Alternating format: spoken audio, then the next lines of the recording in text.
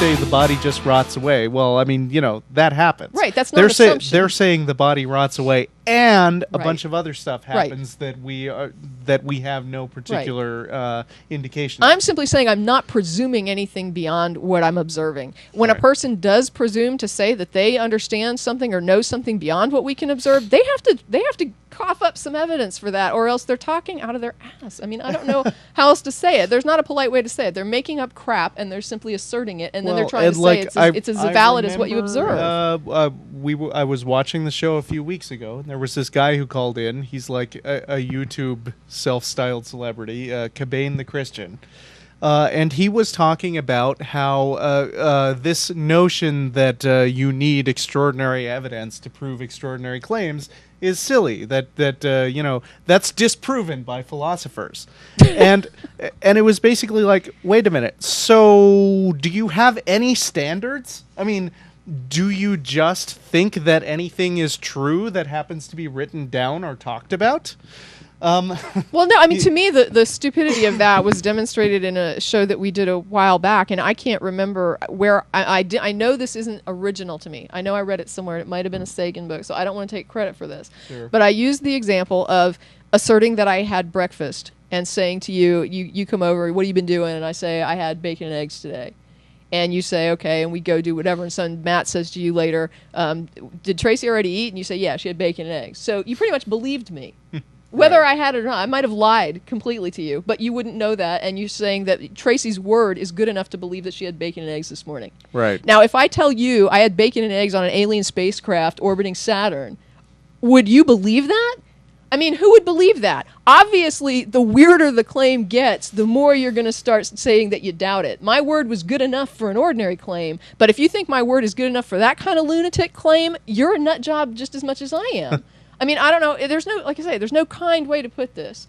If someone's going to be that stupid to assert that I would believe any kind of wild claim on the same evidence that I would believe a mundane claim, that's completely ludicrous. I know. And I think it's disingenuous as well, because push come to shove, if they're faced with that kind of real decision in any situation outside of their specific pet belief, they will not do that. Right. So, I don't see that as genuine.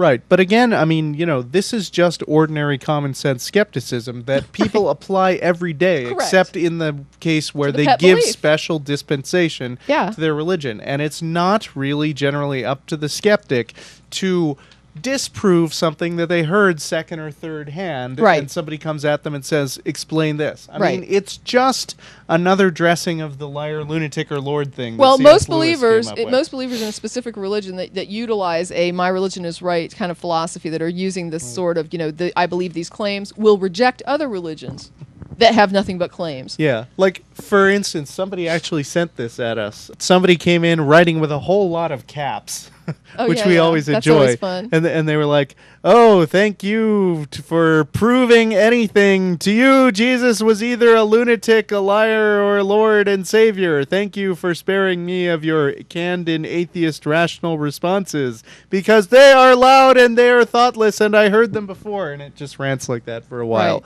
Right. That's nothing more than sending us a third-hand story and saying, prove this. Right. Prove me wrong. Well, I think what's like very important... Something that was written a long time ago about some stuff that some guy said, and they said, how can you explain that? Right. And it's like this thing that's written isn't even the claim. I mean, it's like somebody writing about something that they heard that somebody said that someone else wrote. It's like, this is just nuts. But even if it was a direct claim, that particular... division, the Lord, Liar, Lunatic, it's important to note that lunatic encompasses everything from an absolute nut job to somebody who's honestly mistaken. Yeah. So in other words, if I thought I saw something but I really didn't, it's like I saw something like that but it wasn't exactly what I saw, that would qualify in that argument as lunatic. I mean, if you were dealing with a scientific phenomenon, you would go back and try to duplicate the experience. You would maybe run the tape over and over again if you had a tape. But when you just think about stuff that's already kind of fuzzy to begin with, well, I mean, a problem is that your brain fills in the details. Right.